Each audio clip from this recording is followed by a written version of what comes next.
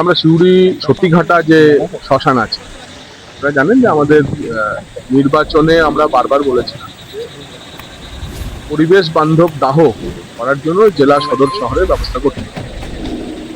সেই কারণে একটি পরিবেশ বান্ধব দাহ করার জন্য বিশ্ব পরিবেশ দিবসে আমরা সৌভাগ্যবান যে আজকেই পুরো নগর উন্নয়ন দপ্তর থেকে এমইডি মিউনিসিপ্যাল ইঞ্জিনিয়ারিং ডাইরেক্টরেটের যে ইঞ্জিনিয়ার ছিলেন তাদের করার আমাদের এডিএম ডেভেলপমেন্ট তিনিও সকাল থেকে আজকে ছিলেন, ডিএম সাহেবও তদারকি করছিলেন পুরোটা। ফাইনালি আজকে সাইট সিলেকশনের জায়গা ছিল, আমরা 2 বেড ইলেকট্রিক ক্রিমেটোরিয়াম বা ইলেকট্রিক চিমনি করার প্রস্তাব রেখেছিলাম। আমরা ভীষণ আনন্দিত এবং আপ্লুত যে জেলা শাসক যেভাবে যে কোনো প্রজেক্টকে নিয়ে এগোচ্ছে এবং আমরা উপর থেকে এখনো পর্যন্ত প্রজেক্টগুলিকে বাস্তবায়নের জন্য সহযোগিতা পাচ্ছি।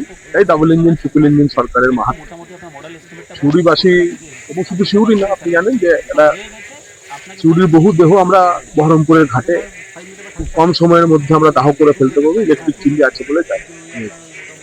আজকে সিউড়িতেও হচ্ছে যে যদি আমরা এরকম বেডের একটা ইলেকট্রিক চিমনি তৈরি করতে পারি, সিউড়ি সাব ডিভিশনের সময় আজকে দুর্গাপুরের বিধায়ক আমাদের সঙ্গে রয়েছে, দুবরাজপুর থেকে শুরু করে সমস্ত জায়গার মানুষ, রামপুরহাট সাব ডিভিশন সেখানকারও মানুষ, তারা হচ্ছে খুব কম সময়ে অল্প ব্যয়ে দাহ সংস্কার করতে পারবেন এবং পরিবেশ বান্ধব দাহ হবে সসম্মানে।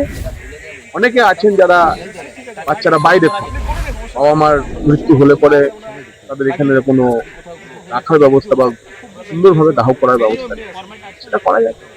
তো আমি জেলা প্রশাসনকে ধন্যবাদ জানাবো এবং পুরো নগর উন্নয়ন দপ্তরের সচিব মন্ত্রী তাদেরকেও ধন্যবাদ জানাবো। তারা দ্রুত আমাদের এই প্রস্তাব, আমাদের যে সংকল্পপত্র বিধানসভা বাস্তবায়নের কথা আছে, একটু টাইম তো লাগবে, কারণ আপনারা জানেন যে সাইট সিলেকশন হলো ডিপিআর তৈরি করার পর ফিনান্সিয়াল স্যাংশন, এটা পাস হওয়ার পরে তারপর টেন্ডার দেখে কাজ করা, কিন্তু কাজ শুরু হবে। ধানের সুবাসে মাটির টান, আর সেই টানে V K gold rice. V K gold rice, বাংলার চাল, বাংলার টান।